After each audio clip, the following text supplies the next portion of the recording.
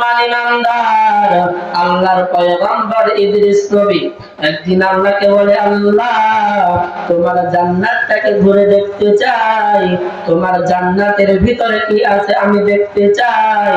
আল্লাহ পাক রব্বুল আলামিন বলে, ও ইদ্রিস নবী যাও যাও, তোমাকে পারমিশন দিয়ে দিলাম, তুমি জান্নাতটাকে ঘুরে দেখতে পারো।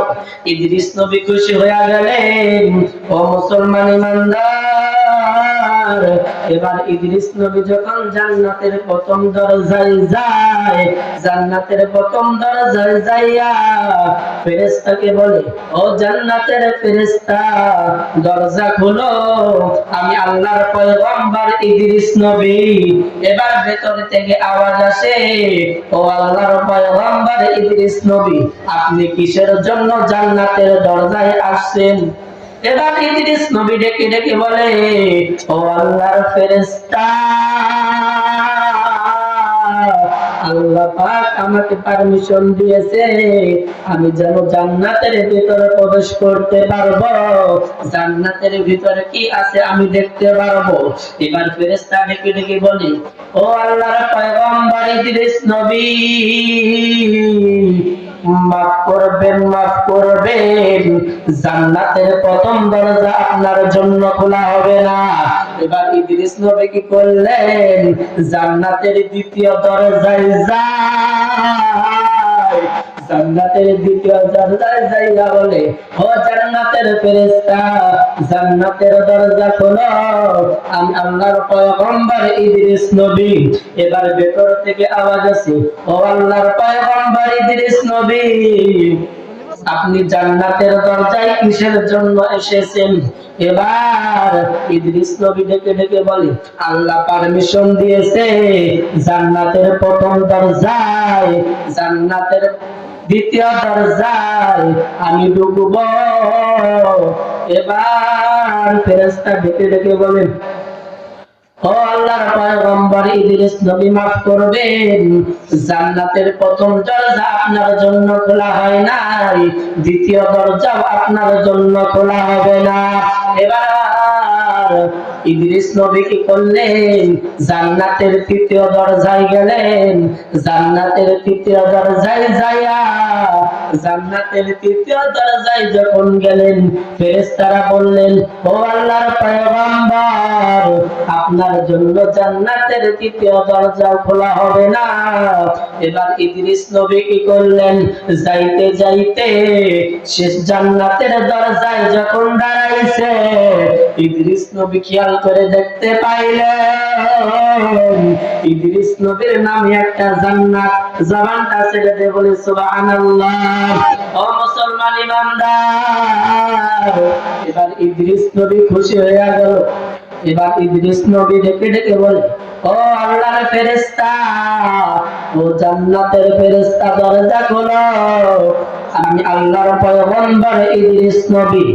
এবার ফেরেশতা ডেকে ডেকে বলে, ও আল্লাহর পয়গম্বর আপনি কিসের জন্য এসেছেন? এবার ইদ্রিস নবী ডেকে ডেকে বলে, ও আল্লাহর ফেরেশতা আল্লাহ পারমিশন দিয়েছে জান্নাতের ভিতরে প্রবেশ করার জন্য, যেহেতু এইটা আমার নামে জান্নাত আমি অবশ্যই জান্নাতের ভিতরে প্রবেশ করতে পারবো। এবার ভিতর থেকে আওয়াজ আসে, ও আল্লাহর পয়গম্বর ইদ্রিস নবী জান্নাতটা আপনার, জান্নাতের ফেরেশতারা আপনার, ঠিক আছে, কিন্তু ইদ্রিস নবী আপনি একটু খেয়াল করে দেখেন তো আপনার নামের উপরে আরেকটা নাম লেখা আছে। এবার ইদ্রিস নবী খেয়াল করে দেখতে পাইল যে পর্যন্ত আখির জামানার পয়গম্বর শেষ নবী মুহাম্মদুর রাসূলুল্লাহ সাল্লাল্লাহু আলাইহি ওয়াসাল্লাম যতক্ষণ পর্যন্ত জান্নাতে প্রবেশ না করবে ততক্ষণ পর্যন্ত জান্নাতের দরজা খোলা হবে না। জবানটা ছেড়ে দিয়ে বলি সুবহানাল্লাহ। ও মুসলমান ইমানদার, এবার আল্লাহর পয়গম্বর ইদ্রিস নবী কি করলেন, আবার এবার জান্নাত থেকে ঘুরে যাইতেছেন। এবার যখন ইদ্রিস নবী যাইতে যাইতে জান্নাতের প্রথম দরজার সামনে যাবে, ইদ্রিস নবী দূর থেকে লক্ষ্য করে দেখতে পাইলেন জান্নাতের প্রথম দরজা ফুল দিয়ে সাজানো। জবানটা ছেড়ে দিয়ে বলে সুবহানাল্লাহ। এবার ইদ্রিস নবী মনে মনে চিন্তা করলো, আমি তো একটু আগে জান্নাতের প্রথম দরজায় থেকে আসলাম, জান্নাতের প্রথম দরজা তো বন্ধ ছিল, কোন লোক আসবে যে লোকের জন্য আল্লাহ জান্নাতটাকে ফুল দিয়ে সাজাইলো। এবার ইদ্রিস নবী খেয়াল করে দেখতে পাইল কিছুক্ষণের মধ্যেই জিবরাইল আমার আপনার নবীকে নিয়ে জান্নাতের ভিতরে প্রবেশ করবে। এবার জিবরাইল যখন আমার আপনার নবীকে নিয়ে জান্নাতের দরজার সামনে দাঁড়াইল, এবার ইদ্রিস নবী জান্নাতের প্রথম দরজার সামনে যাইয়া আল্লাহর ফেরেশতাকে সালাম দিল। জিবরাইলকে সালাম দিয়া বলে, ও জিবরাইল, ও আল্লাহর ফেরেশতা, এইটা করলো যার জন্য আল্লাহ পাক জান্নাতের প্রথম দরজা সাজাইলো। এবার জিবরাইল ডেকে ডেকে বলে, ও আল্লাহর পয়গম্বর ইদ্রিস নবী, এইটা কোন দুনিয়ার কোন সাধারণ লোক নয়, এইটা কোন সাধারণ লোক নয়, এইটা হলো আখির জামানার পয়গম্বর নবী মুহাম্মদুর রাসূলুল্লাহ সাল্লাল্লাহু আলাইহি ওয়াসাল্লাম। এবার ইদ্রিস নবী আমার আপনার নবীকে সালাম দিল। এবার ইদ্রিস নবী ডেকে ডেকে বলেন, ইয়া রাসূলুল্লাহ, ইয়া হাবিবাল্লাহ, নবী গো, আল্লাহর কাছ থেকে পারমিশন চেয়েছিলাম, আমি জান্নাতের ভিতরে প্রবেশ করব, জান্নাতটাকে ঘুরে দেখতে চাই, আমার আল্লাহ পারমিশন দিয়েছিল, কিন্তু আমি যখন জান্নাতের প্রথম দরজায় যাই গো নবী, জান্নাতের প্রথম দরজায় যাইয়া আমি যখন জান্নাতের ফেরেশতাকে বলি, ও জান্নাতের ফেরেশতা দরজা খোলো, আমি আল্লাহর পয়গম্বর ইদ্রিস নবী, আল্লাহ পারমিশন দিয়েছে, আমি জান্নাতটাকে ঘুরে দেখতে চাই। এবার জান্নাতের ফেরেশতা আমাকে বলল, ও ইদ্রিস নবী, মাফ করবেন, জান্নাতের প্রথম দরজা আপনার জন্য খোলা হবে না। আমি যখন দ্বিতীয় দরজায় গেলাম, দ্বিতীয় দরজায় আমাকে এই কথা বলল, তৃতীয় দরজায় যাবার পর তৃতীয় দরজায় আমার সাথে এই কথা বলল। আমি যখন যাইতে যাইতে জান্নাতের শেষ দরজায় গেলাম, জান্নাতের শেষ দরজায় যাইয়া দেখি আমার নামে একটা জান্নাত, আমি দেখে খুশি হইয়া গেলাম। আমি জান্নাতের ফেরেশতাকে ডেকে ডেকে বললাম, ও জান্নাতের ফেরেশতা দরজা খোলো, আল্লাহ পাক পারমিশন দিয়েছে, জান্নাতের ভিতরে প্রবেশ করব। এবার ভিতর থেকে আওয়াজ আসলো, ও আল্লাহর পয়গম্বর ইদ্রিস নবী,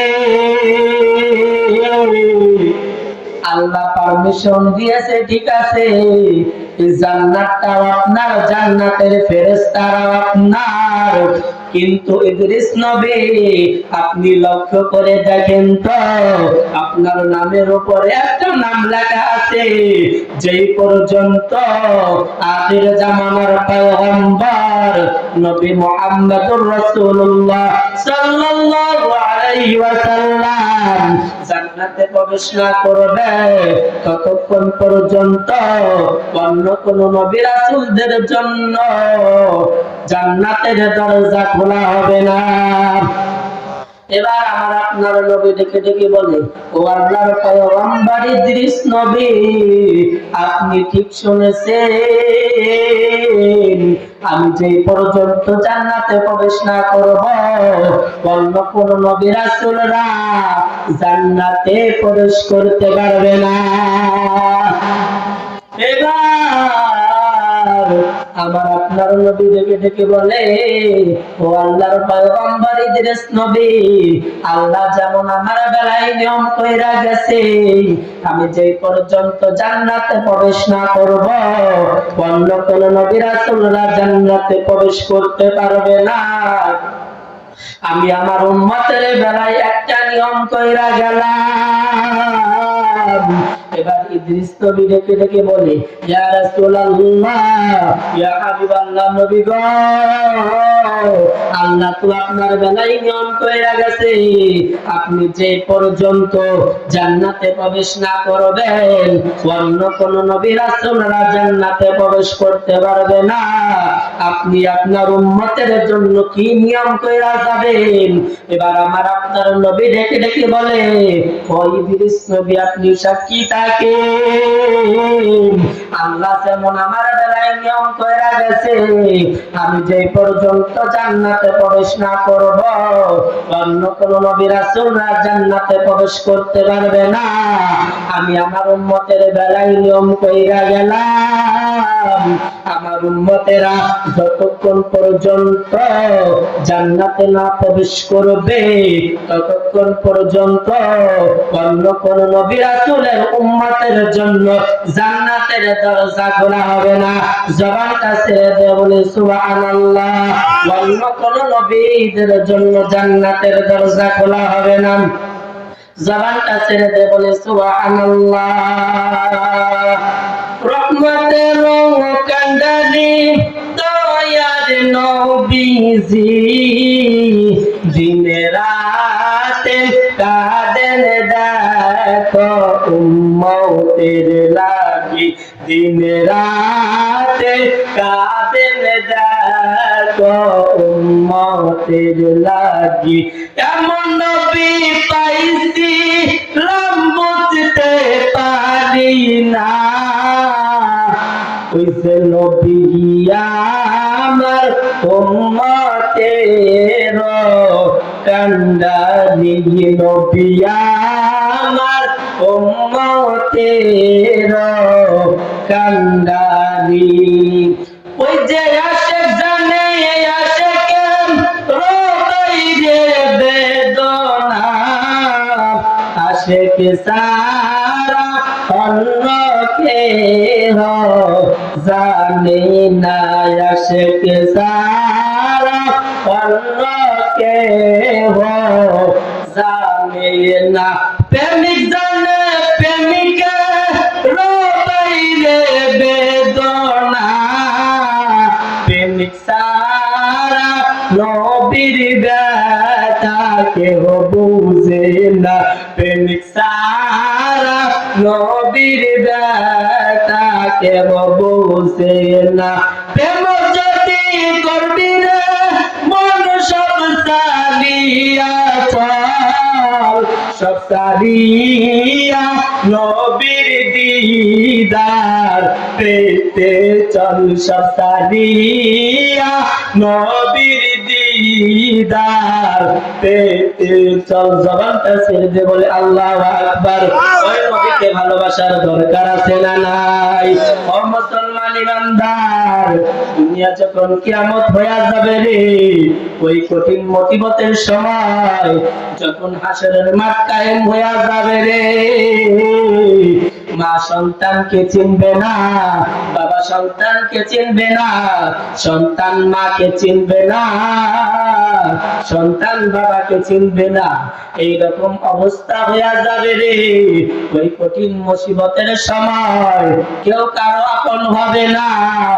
সমস্ত মানুষরা নাফসি নাফসি বলে কান্না করবে, নবী রাসূলরা পর্যন্ত নাফসি নাফসি বলে কান্না শুরু করে দিবে।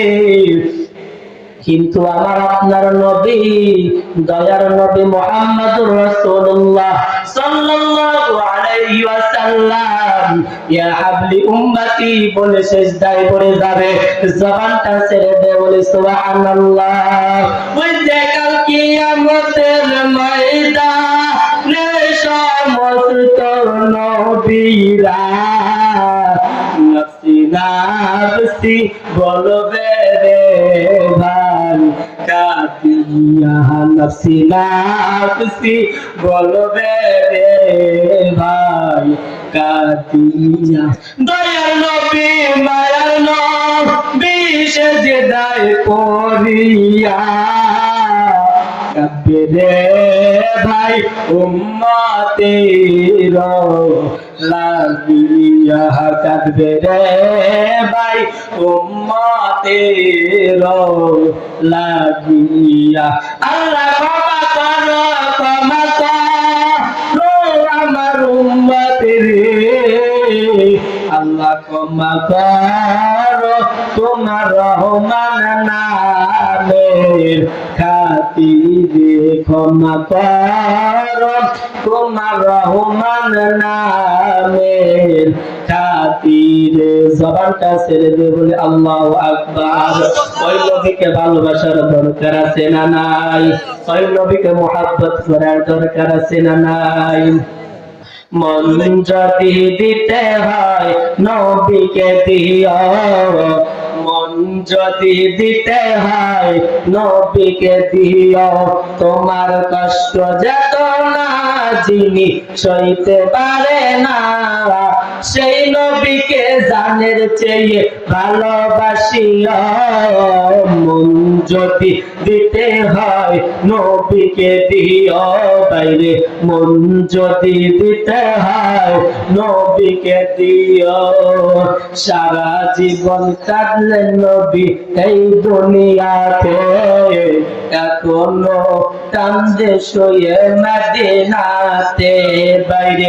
সারা জীবন কাঁদলেন নবী এই দুনিয়াতে, এখনো কান্দে শুয়ে মদিনাতে বাইরে। সেই নবীজির মুহাব্বতে, সেই নবীজির মুহাব্বতে মিলাদ পড়িয়া।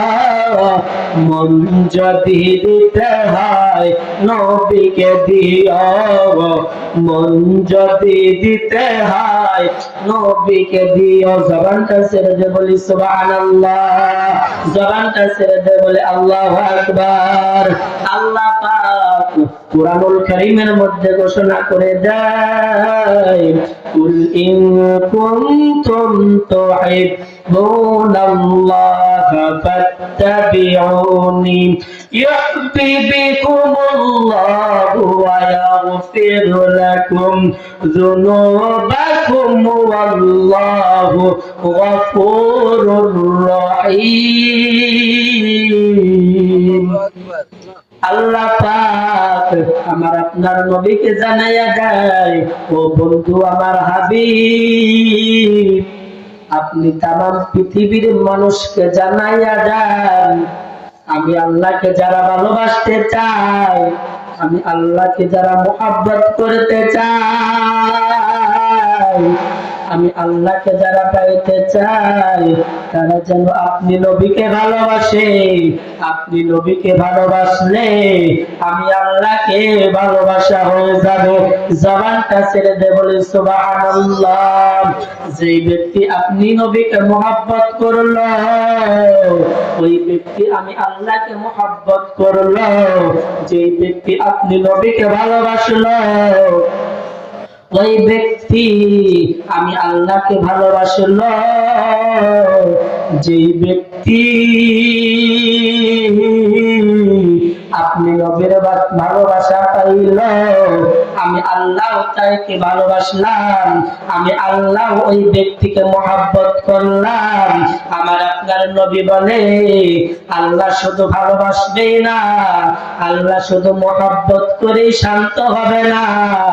আমার আপনার নবীকে ভালোবাসার খাতিরে, আমার আপনার নবীকে মুহাব্বত করার খাতিরে আল্লাহ পাক রব্বুল আলামিন বলে, আমার নবীর খাতিরে, আমার নবীকে ভালোবাসার খাতিরে আমি ওই বান্দার জিন্দেগীর তামাম গুনাহগাতাগুলি মাফ করে দিলাম। জবানটা ছেড়ে দিয়ে বলে সুবহানাল্লাহ। ও মুসলমান ইমানদার, আজকে আমাদের অন্তরের ভিতরে নবীর মুহাব্বত নাই, আল্লাহর ভালোবাসা নাই। আমি আপনি দুনিয়ার জমিনে আইসা দুনিয়ার মায়ায় পইরা গেছি। ও মুসলমান, একবারও চিন্তা করি না এই দুনিয়াতে আসলাম, এই দুনিয়া তো আমার জন্য চিরস্থায়ী নয়, এই দুনিয়াতে তো সারা জীবন থাকতে পারবো না। আজ না হয় কাল আমাকে আপনাকে মৃত্যুর স্বাদ গ্রহণ করতে হবে। কথা বলেন ঠিক কিনা? আল্লাহ পাক কোরআনুল কারীমের মধ্যে ঘোষণা করে দেয়, কুল্লু নাফসিন যায়িকাতুল মাউত। আল্লাহ বলে পৃথিবীর ভিতরে যত ধরনের মানুষ থাকুক না কেন, যত ধরনের প্রাণী থাকুক না কেন, আল্লাহ পাক রব্বুল আলামিন ডেকে ডেকে বলে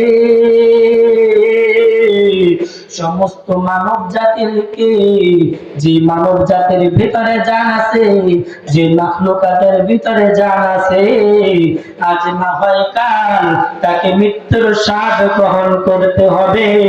কারণ পৃথিবীর সমস্ত কিছুকে মিথ্যা মনে করলেও আল্লাহ পাক রব্বুল আলামিন বলে কুল্লু নাফসিন যায়িকাতুল মাউত। এই মরণ নামক শব্দটাকে পৃথিবীর কোন মানুষ, পৃথিবীর কোন মাখলুকাত অবিশ্বাস করতে পারবে না। কথা বলেন ঠিক কিনা? ও মুসলমান, আজকে দুনিয়ার মায়ায় পড়িয়া গেলাম, মৃত্যুর কথা বলে গেলাম, মৃত্যুর কথা স্মরণ করি না, কবরের কথা স্মরণ করি না, ওই হাসরের কথা স্মরণ করি না, ওই মিজানের কথা স্মরণ করে না। কোন বান্দা যদি মৃত্যুর কথা স্মরণ করে, কোন বান্দা যদি কবরের কথা স্মরণ করে, ওই বান্দা কখনো গুনাহ করতে পারবে না। কথা বলেন ঠিক কিনা? কারণ ওই বান্দা মৃত্যুর কথা স্মরণ করে, ওই বান্দা কবরের আযাবের কথা স্মরণ করে। কথা বলেন ঠিক কিনা? আমাদের মৃত্যুর কথা স্মরণ করার দরকার আছে না নাই? কবরের কথা স্মরণ করার দরকার আছে না নাই? আছেন যত মুমিন ভাই জান বন্ধু এই ধরায়, মৃত্যুর কথা স্মরণ করবেন সর্বদাই, গুনার কথা স্মরণ করবেন সর্বদাই। এ জীবনে না করি লম্বা বন্দেগি, গুনাহ করে কাটাইলাম জিন্দেগি, গুনাহ করে কাটাইলাম জিন্দেগি।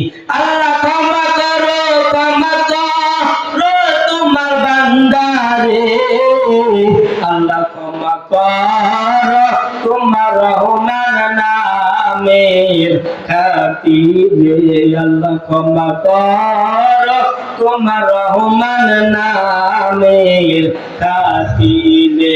করি নাই রে, করি নাই রে মালিক, করি নাই তোমার রহমতের চেয়ে বেশি গুনাহ করি নাই, তোমার রহমতের চেয়ে বেশি গুনাহ করি নাই।